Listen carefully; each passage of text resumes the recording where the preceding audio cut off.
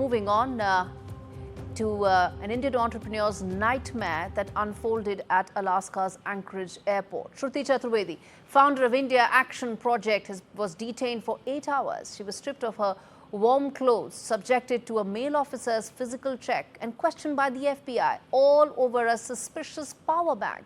What is happening in the US? They're now denying basic rights, no restroom, no phone call, forced to miss her flight. Chaturvedi shared all of this on social media, and she's now joining me to talk more about her agony as to what really happened. Shruti, thank you for joining me to take out time to speak to me on India Global. Let me start by asking you, I was seeing through your account, and by all accounts, it's very, very shocking. Could you tell us what really happened there? Yes. This was Anchorage Airport in Alaska, and we had our flights to our respective countries wherever we were heading to. It was me and my friends. One of our friends, unka flight tha, who I had gone to drop, and I had my flight in the next 4 or 5 hours. So I'd gone to drop her, and she went inside first. And then I get a call from her. I was outside at the Starbucks just having my coffee, and I got a call from her saying that they've seized her passport, apparently because they detected a power bank in the bag. Um, the next message the next call that I got from her was that there was an anti-bomb squad that was being called, and she was being detained, and that was the last message. And then they just took away her phone, so I could not reach her. So of course I started calling a few friends in India on what to do in a thing like this. So they just somebody advised me like go talk to the police there and ask what's the status. I went to the Anchorage police station at the airport to ask that this is the last message I received from my friend, and I want to know where she is. And they said, "Oh, are you her friend?" And I said, "Yes." And they were like, "Oh, because of the nature of the crime, we are also detaining you." And this was the only information I was given. And they just took away my phone, they took away my jacket, they checked me, and then they said, "We are also detaining you." And this was the airport police station, and they took me to a room in the airport, and that's where I was kept for like 8 hours.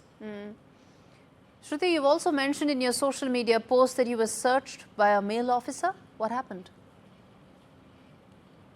Yes, that is correct. They did not have a female officer, and while they were taking my jacket and everything, is when the male officer checked me. And this was on camera because they're supposed to do this with the camera on. And they did not even give me an option to say that I do not want to be checked by a male officer. They just said that I have the camera on and I'm going to check you. And then they just started checking. Those are very serious allegations that you're making. Did they tell you why they treated you the way they did? And did they tell you why you were subjected to this kind of a treatment? When I went to ask why my friend was detained, they did not tell me anything. In fact, they just detained me, saying that the crime is very serious, and because of the seriousness of the crime, they're also detaining anybody who was traveling together. And that's the reason why my friend Shilpa was also detained, and I was also detained.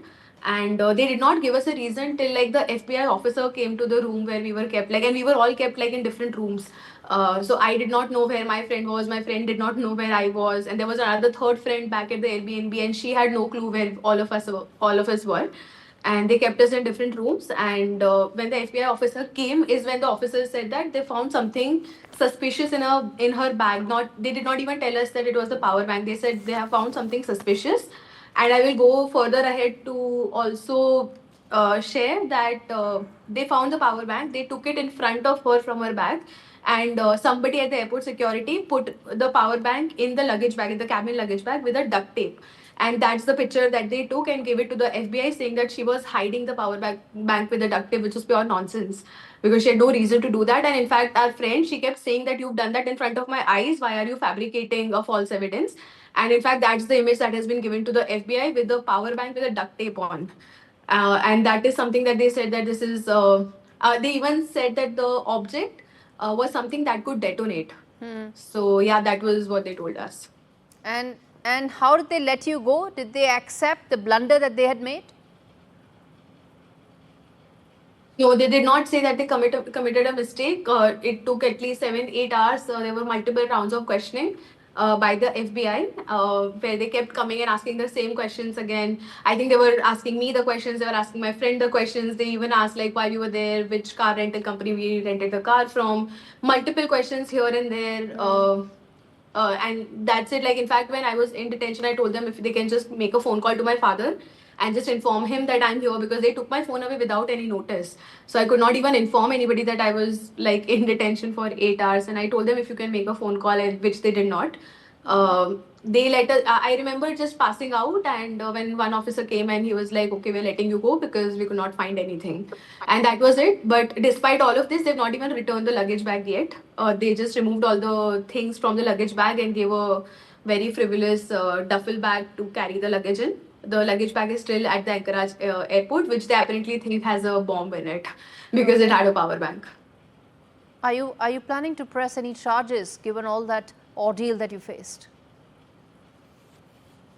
I don't know if we can press any charges, if there is anything that we can press the charges about. The whole point of writing the post on X, and in fact, in fact, like, it took me, like, I wanted to write it at then and there, but like, in the back of my head, the only thing I wanted to do was leave USA before even trying to share something like this that has happened. So I don't know if I can press any charges or something, but the whole point of writing the post on X was the fact, like, more Indians should know that this is the kind of racial profiling that happens at places like these. And it's very new because this is not the first time I'm also traveling to the US or from US to anywhere else. But apparently, a lot of people, in replies to my expos as well, you will see a lot of my friends have also faced this in multiple airports of the United States, and the way they treat people. And like, all we know, for all said and done, we know why this was done, and that had a lot to do with the color of our skin. Shocking case of racism that you faced, Shruti, and thank you for being brave enough to share that story with me.